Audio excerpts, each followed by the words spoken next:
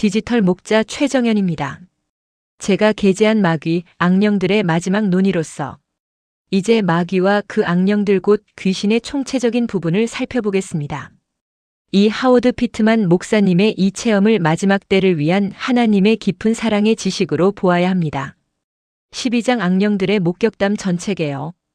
이 책의 앞장에서 나는 진리를 확실히 보여주기 위해 각각의 주제들을 사용했습니다.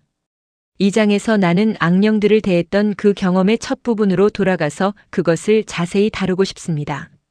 나는 이전의 진술을 다시 반복하려는 것이 아니라 모든 요점들이 다 다루어지도록 확실히 하려는 것입니다. 나는 어느 시점에 사탄이 위장된 목소리로 나에게 나타났었는지는 확실히 모릅니다. 나는 콜럼비아에서 미시시피주의 매콤에 있는 종합병원으로 향하는 구급차에 실려 병원을 떠났던 것은 기억하지만 가고 있는 동안에 대해서는 그다지 분명하게 기억하지 못합니다. 우리가 중간쯤 갔을 때 나의 모든 활력 징후는 멈추었고 우리가 병원에 도착했을 때 의사들이 응급실에서 7시간 넘게 나에게 작업했었습니다. 중환자실에 약 67시간을 더 갇혀 있다가 나는 수술실에서 6에서 8시간을 더 보냈습니다.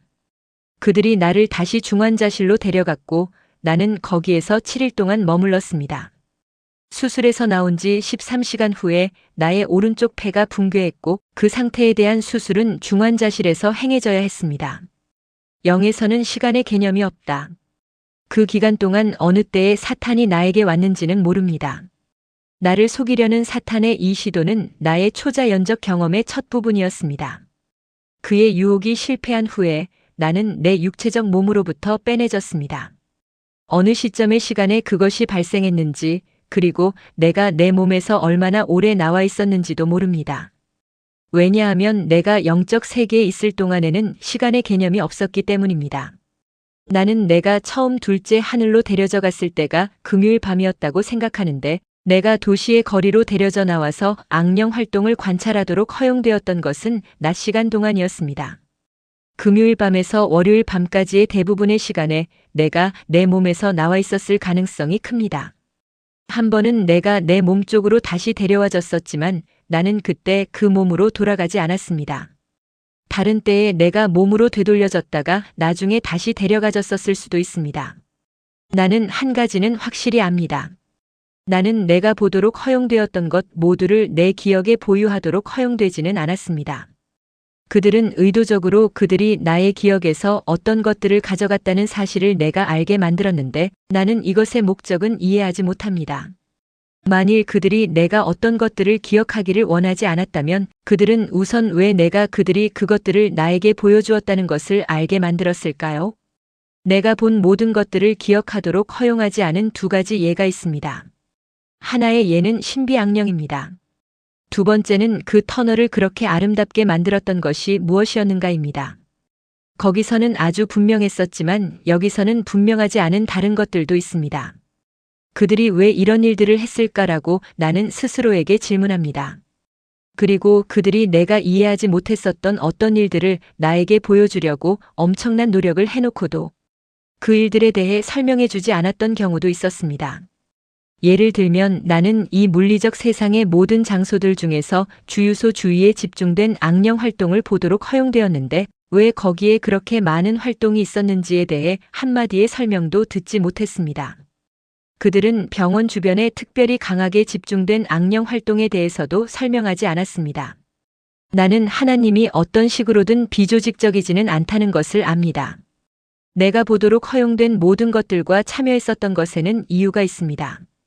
내 기억에서 지워졌던 그 일들은 의도적으로 그렇게 된 것이었고 그것이 내 기억에서 지워졌다는 사실은 의도적으로 나에게 알려졌습니다. 내가 내릴 수 있는 유일한 결론은 하나님께서 나중에 나를 통해 이 일들을 사용하실 계획들을 가지고 계시리라는 것입니다. 그때가 오면 그리고 그것이 그분께 편리하다면 그분은 그것들을 나의 기억으로 가져오실 것입니다. 나는 왜 이것이 나에게 주신 놀라운 경험의 일부여야 했는지 다른 이유는 생각할 수가 없습니다. 위조의 신. 사탄이 나를 유혹했던 때 나는 정말로 내가 듣고 있었던 그 목소리가 하나님의 것이라고 생각했습니다. 단지 내가 내 생애 처음으로 초자연적인 청각적 목소리를 듣고 있었기 때문에 그런 결론으로 뛰어들었던 것은 아니었습니다. 그 목소리 자체에 물리적인 세상에 알려지지 않은 속성에 뭔가가 있었는데 그것이 나로 하여금 말하는 이가 하나님이었다고 믿게 만들었습니다. 그것은 사탄에게 흔한 속성은 아니었고 오직 하나님께만 속한 속성이었습니다. 사탄은 그 속성을 모방해서 하나님의 목소리의 속성들을 위조했습니다. 속임수의 대가. 내가 그 목소리를 들었을 때 내 영은 그것이 하나님의 것임을 알았습니다. 나는 내가 하고자 하는 말을 단어로 표현하기가 어렵습니다.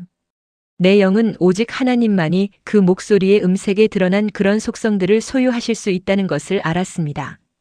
그것이 내 영이 나에게 이것이 하나님이 말씀하시는 것이라고 말했던 이유입니다.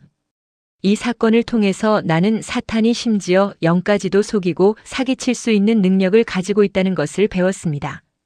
그가 항상 육체를 속여왔었다는 것은 알지만 이 일이 나에게 일어나기 전까지는 나는 영에 대해서는 확실히 몰랐습니다. 그렇다면 그것이 하나님이 말씀하시는 것이 아니고 실제로는 사탄이라는 사실에 대해 무엇이 나를 일깨웠을까요? 무엇이 너무 늦기 직전에 내 마음에 그 깨달음을 가져왔을까요? 그것은 그분의 목소리를 알 수 있도록 하나님께서 오직 그분의 자녀들에게만 부여하신 지혜였습니다. 보시면 사탄이 자신이 사용하기 위해 하나님의 목소리를 모방해서 위조할 수 있었음에도 불구하고 그는 하나님의 자녀들 중에 하나를 속일 수는 없었습니다. 그분의 목소리를 분별할 수 있는 지혜를 하나님으로부터 받지 못한 사람이라면 거기에 완전히 속아 넘어갔었을 것입니다. 요한복음 10장 2절. 누가 나에게 말하고 있는 것인지에 대한 깨달음이 왔었던 때 나는 선택을 할 시간이 몇 초밖에 없었습니다. 저항할 것인가 아니면 순종할 것인가? 그것이 문제였습니다. 나는 이미 숨을 쉬는 노력을 경감하기 시작했었기 때문에 순식간에 그 결정을 내려야 했습니다. 내 육체적 생명이 단 1초밖에 남지 않은 아주 가는 실오라기 하나에 달려 있었습니다. 내가 사탄에게 아니야 라고 말할 수 있기도 전에 내가 결정을 내리자마자 사탄은 그것을 알았고 이미 도망가기 시작했었습니다. 그에게 저항하는 데는 아무런 힘도 들지 않았습니다. 내가 마음을 정하자마자 그는 나에게서 도망가기 시작했습니다. 그는 내가 소리칠 때까지 기다리지 않았습니다만 나는 어쨌든 소리쳤습니다. 내가 말하기도 전에 그는 내가 그의 거짓말을 받아들이지 않을 것을 알았습니다. 즉각적인 영적 지식. 내가 저항했던 직후에 천사들이 금세 나의 영을 내 육신에서 빼냈습니다. 놀랍게도 내 영이 빠져나오자마자 나는 많은 것들을 즉각적으로 알았습니다. 그들이 나를 그 차원의 벽을 통과해서 데려갔을 때 나는 그 벽이 무엇인지를 알았고 우리가 어디로 가고 있는지도 알았습니다. 나는 영과 의사소통하는 법, 생각의 속도로 여행하는 법, 공중에 떠다니는 것처럼 여행하는 법을 알았고 내가 성령의 보호하심 아래에서 여행하고 있다는 것도 알았습니다. 나는 이것이 어떤 종류의 특별한 경우라는 것을 알았고 이런 종류의 일이 매일 일어나지는 않는다는 것을 알았습니다. 우리가 둘째 하늘에서 이동했을 때 나는 그 세계의 악령들이 내가 거기에 특별 임무로 갔고 내가 성령의 보호하심 아래에 있다는 것을 인식하고 있음을 알았습니다. 나는 악령들이 어느 정도로 천사들에게 맞설 자유가 있는지는 모르지만 높은 계급의 악령들이 내가 그들의 세계에 있는 것을 싫어한다는 것은 알았습니다. 전쟁 악령들과 얼굴과 얼굴을 마주했을 때 나는 그 천사들에게서 어떤 종류의 느낌이 있었던 것을 감지할 수 있었습니다. 나는 그것이 두려움이나 불안한 느낌조차 아니었다는 것은 알지만 그럼에도 불구하고 그들에게 어떤 종류의 느낌이 있었습니다. 나는 그 천사들이 반응하는 것은 보지 못했습니다만 전쟁 악령들이 접근했을 때 그들이 약간 경직되는 것은 감지할 수 있었습니다. 나도 역시 경직되었습니다만 두렵지는 않았습니다. 나도 불안하지는 않았습니다만 나에게도 그 대면에 대한 어떤 종류의 느낌이 있었습니다. 이 느낌은 인간의 어휘로는 설명할 수 없지만 그것은 정말 실제였습니다.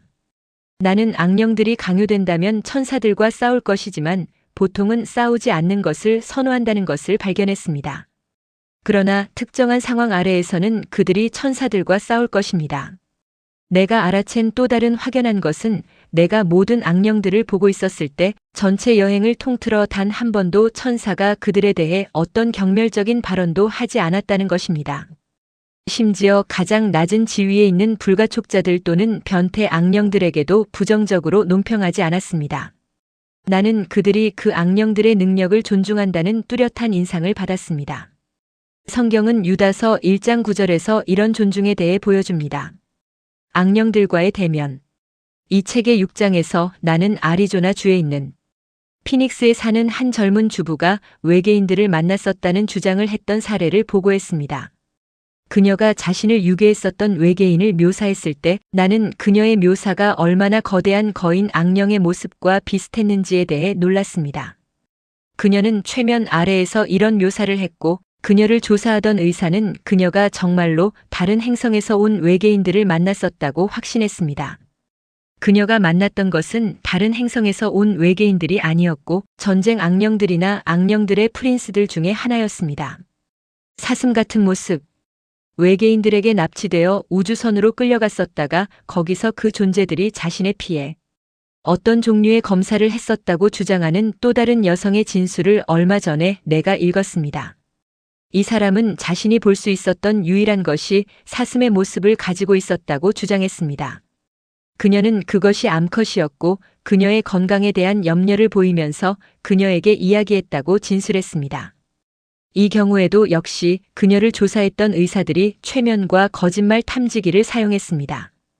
그들은 그 검사들의 결과로부터 그 여자가 진실을 말하고 있다고 확신하게 되었습니다.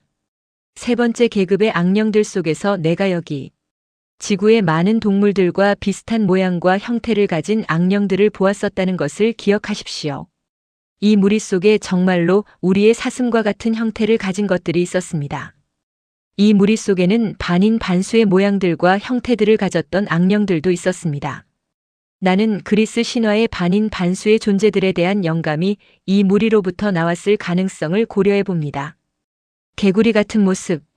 나에게 강조되었던 다섯 번째 무리의 악령들인 변태. 악령들에게도 역시 우리의 낮은 급의 동물들과 비슷한 모습들과 형태들을 가진 구성원들이 있었습니다. 어떤 것들은 개구리와 비슷했고 어떤 것들은 미끈거리는 파충류들과 비슷했고 어떤 것들은 작은 원숭이 모양의 생물들과 비슷했습니다. 심지어는 과도하게 자란 개구리들과 비슷하게 보이는 것들도 있었습니다. 이 세 번째 계급 이하에서 나온 많은 악령들은 공상과학이나 우주, 영화에서나 볼만한 생물들과 유사한 무언가를 생각나게 하는 모양들과 형태들을 가지고 있었습니다. 이 세 번째 계급 아래에는 모양이나 형태에 있어서 인간들과 비슷한 악령은 없었습니다. 모양과 형태가 인간과 비슷한 어떤 악령이든지 세 번째 계급이나 더 높은 등급이어야 했습니다. 나는 이것이 얼마나 중요한지 또는 있다면 어떤 의미가 있는지는 모릅니다. 그 악령들이 나를 보았고 심지어 어떤 것들은 그들의 세계를 통과해서 여행하는 동안 우리를 따라다녔음에도 불구하고 내가 유일하게 개인적으로 대면했었던 것은 대열을 이탈해서 나에게 다가와서 자신의 얼굴을 내 얼굴에다 들이대고 나를 노려보았었던 전쟁 악령이었습니다. 그는 한마디도 하지 않았고 나를 만지지도 않았습니다. 그는 그가 나에 대해 어떻게 생각하는지를 행동으로 알려주었습니다.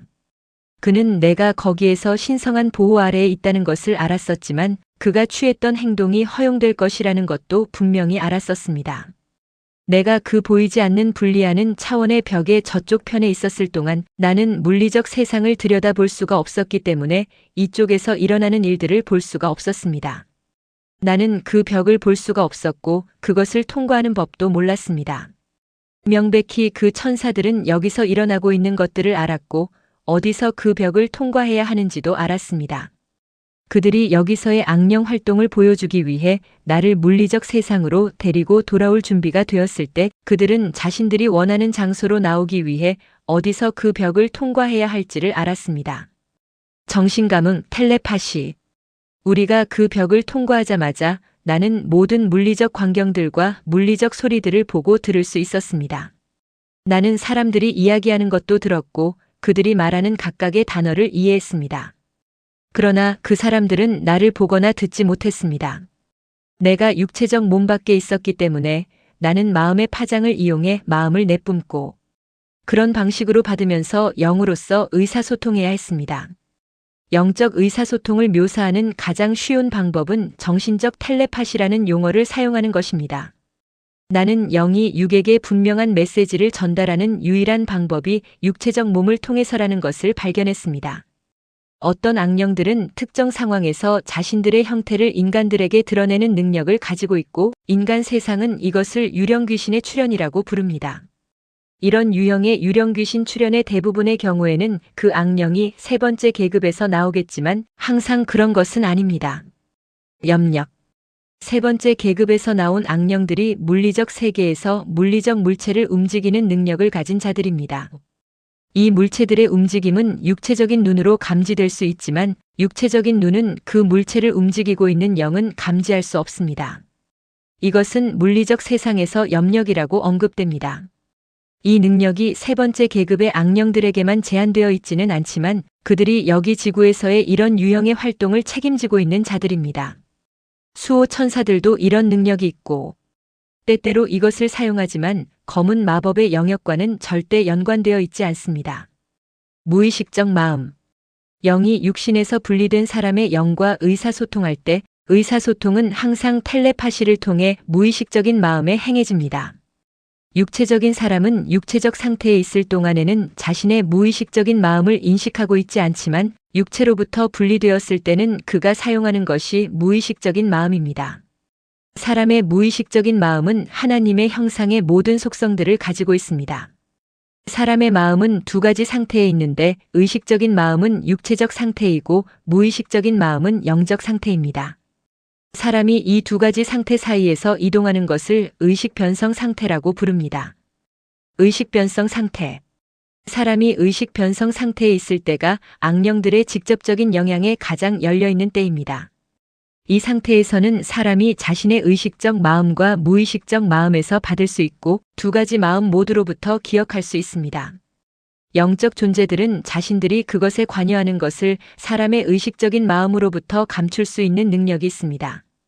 그들은 무의식적인 마음에게는 이것을 할 수 없는데 그것이 그들이 무의식 속에서조차도 사람에게 자기 자신의 이름으로 오지 않는 이유입니다. 그들은 항상 그 개인이 좋다고 생각하는 존재로서 나타날 것입니다. 2부에서 계속됩니다.